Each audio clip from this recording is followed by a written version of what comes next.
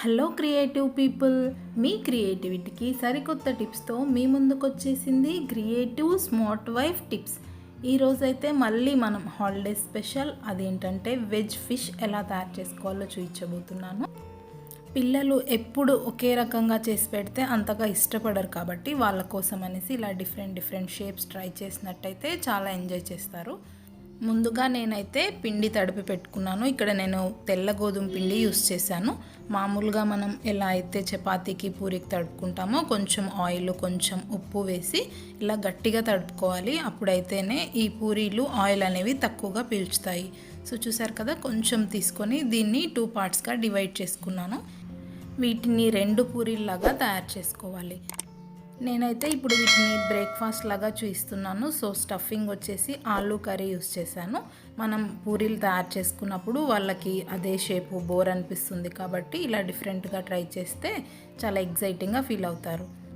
Friends, మీరు కనుక నా ఛానల్ని ఫస్ట్ టైం విజిట్ చేసింటే ప్లీజ్ సబ్స్క్రైబ్ చేసుకోండి. తర్వాత బెల్ ఐకాన్ని కూడా ప్రెస్ చేసినట్టయితే నేను చేసిన ప్రతి ఒక్క వీడియో మీరు మిస్ అవ్వకుండా చూడొచ్చు. సో చూసారు కదా, ఏదైనా ఇలా షార్ప్ ఎడ్జ్ని తీసుకొని మధ్యలో ఫిష్ షేపు డ్రా చేసుకోవాలి. టూత్ పిక్తో కానీ నైఫ్తో కానీ ఇలా స్పూన్తో కానీ జస్ట్ షేప్ డ్రా చేసుకోవాలి. ఎక్కువ డీప్గా కట్ చేయకూడదు. మనకి షేప్ రావడం కోసం అనేసి జస్ట్ లైన్ డ్రా చేసుకోవాలి. తర్వాత ఎగ్జాక్ట్గా సెంటర్లో ఇప్పుడైతే కట్ చేసుకోవాలి. పైన వచ్చేసి మామూలుగా వీ షేప్లో, కింద వచ్చేసి రివర్స్ వీ షేప్లో కట్ చేసుకోవాలి. మీరు ఒకసారి ట్రై చేసినట్టయితే మీకే ఈజీగా వచ్చేస్తుంది. సో 2 సైడ్స్ కూడా ఈక్వల్ పార్ట్స్ వచ్చేలాగా ఇలా కట్ చేసి పెట్టుకోవాలి. సెంటర్లో మాత్రం కట్ చేయకూడదు. మనం డ్రా చేసిన లైన్ ఉంటుంది కదా, దాని నెక్స్ట్ పార్ట్ మాత్రమే కట్ చేయాలి. సో అన్నీ ఇలా కట్ చేసుకున్న తర్వాత ఒకవేళ మనం స్నాక్స్ లాగా తయారు చేసుకోవాలి అనుకుంటే మీకు ఇష్టమైన వెజిటబుల్ స్టఫింగ్స్తో ఇంకా చీజ్ కూడా పెట్టుకోవచ్చు. చాలా టేస్టీగా ఉంటుంది. తర్వాత ఇంకొక పూరి తయారు చేసుకున్నాం కదా, దాంట్లో మాత్రం ఇలా రెక్టాంగిల్ షేప్లో కట్ చేసి పెట్టుకోవాలి. ఇప్పుడు హాలిడేస్ కాబట్టి పిల్లలు ఇంట్లోనే ఉంటారు, రకరకాల బ్రేక్ఫాస్ట్ ఐటమ్స్ అడుగుతుంటారు. సో ఫ్రెండ్స్, మీరు కూడా ఒకసారి ట్రై చేసి చూడండి, మీ పిల్లలందరికీ తప్పకుండా నచ్చుతుంది.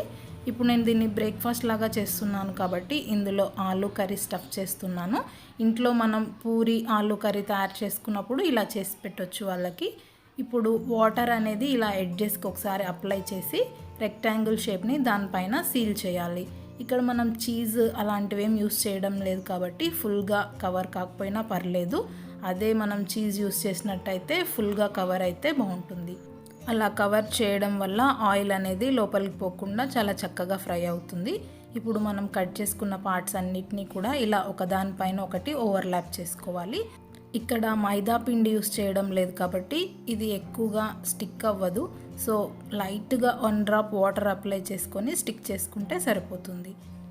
ఇలా అన్నిటినీ కూడా 1 by 1 ఓవర్లాప్ చేసుకున్నట్టయితే చూడ్డానికి సేమ్ ఫిష్ లాగే అనిపిస్తుంది. పిల్లలైతే చాలా ఎగ్జైటింగ్గా ఫీల్ అవుతారు. ఫైనల్గా లాస్ట్లో పార్ట్ ఇలా టైట్గా ప్రెస్ చేసినట్టయితే అది మంచిగా స్టిక్ అవుతుంది. ఆయిల్ అనేది లోపలికి పోకుండా లీకేజ్ అనేది కాకుండా చాలా బాగుంటుంది. ఇప్పుడు దీన్ని ఫిష్ సమోసా అంటారా, ఫిష్ పూరి అంటారా, అదైతే మీ ఇష్టము. నేనైతే పూరి పిండితో తయారు చేస్తున్నాను. డైరెక్ట్గా ఆశీర్వాద్ గోధుమ పిండితో అయినా తయారు చేసుకోవచ్చు. కన్ను కోసం చూడ్డానికి బాగుండాలనేసి నేను ఒక లవంగం ప్రెస్ చేశాను. ఫైనల్గా ఇప్పుడు దీన్ని నిదానంగా ఆయిల్లో డీప్ ఫ్రై చేసుకోవాలి. స్నాక్ లాగా తయారు చేసుకున్నప్పుడు లోపల మయోనీస్ చీజ్ అవన్నీ పెట్టినట్టయితే టేస్ట్ ఇంకా బాగుంటుంది. ఇప్పుడు వేడివేడిగా ఉన్నటువంటి ఆయిల్లో నిదానంగా ఫిష్ని అలాగే వదిలేయాలి. వెంటనే కదల్చకూడదు. కొంచెం ఫిష్ అనేది పైకి వచ్చిన తర్వాత దాన్ని రెండో వైపు కూడా గోల్డెన్ బ్రౌన్ వచ్చే వరకు నిదానంగా కాల్చుకోవాలి. ఆయిల్ని ఇలా గరిటతో పైన వేయడం వల్ల పైన భాగం కూడా చాలా చక్కగా కలర్ వచ్చేస్తుంది. ఇలా 2 వైపులా కూడా గోల్డెన్ బ్రౌన్ కలర్ వచ్చిన తర్వాత మనం ఒక ప్లేట్లోకి తీసి కెచప్తో సర్వ్ చేసుకున్నట్టయితే పిల్లలైతే చాలా ఇష్టంగా తింటారు. ఫ్రెండ్స్, మీకు కనుక ఈ వీడియో నచ్చినట్టయితే ప్లీజ్ లైక్ చేయండి. ఎలా ఉందనేసి నా కామెంట్ బాక్స్లో తెలియచేయండి. Thanks for watching my video.